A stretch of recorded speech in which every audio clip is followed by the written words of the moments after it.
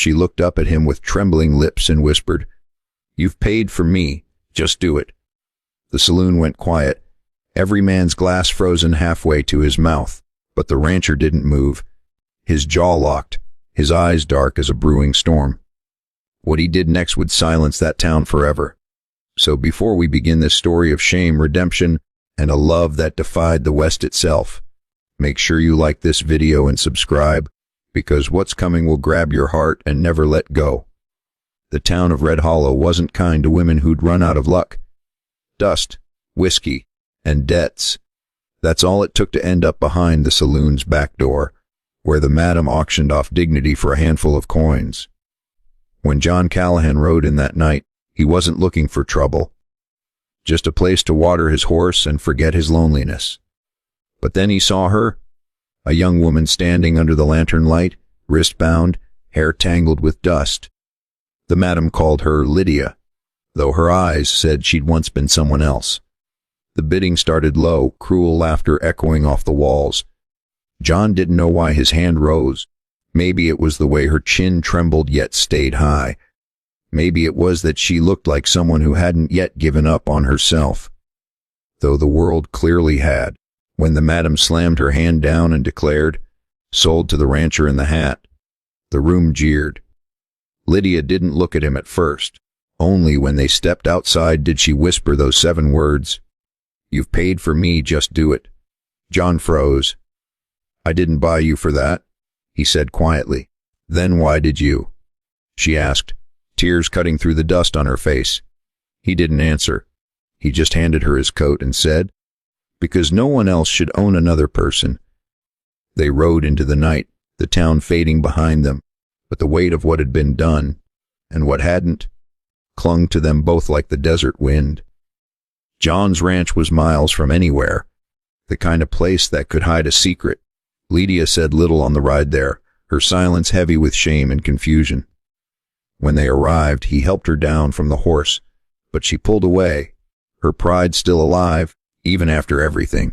Inside, she stared at the fire, hands trembling as the warmth touched her skin. "You gonna ask me where I came from?" she said bitterly. John poured coffee, sat across from her, and shook his head. "You'll tell me when you want to." No one had ever said that to her before. That night, when he placed a blanket on the couch and took the chair himself, she whispered, "You're not like the others." He didn't reply, just stared at the fire until the silence filled every corner of that cabin. Days passed. Lydia began to work, feeding the chickens, patching torn shirts, and sweeping the porch like it was her own home. Sometimes she'd hum while she worked, and John would listen from afar. But then one evening, a rider came, a man with a badge and a cruel smile. "Heard you bought yourself a girl," he said. "Town ain't happy about that." John's jaw tightened. "I didn't buy her. I freed her." The man laughed. "Then why's she still here?" The question cut deep, and John realized he didn't have an answer that made sense. Not to the law, not even to himself. That night, the storm rolled in.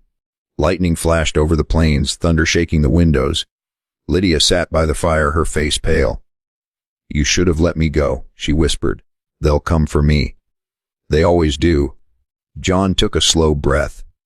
"Then they'll have to come through me first."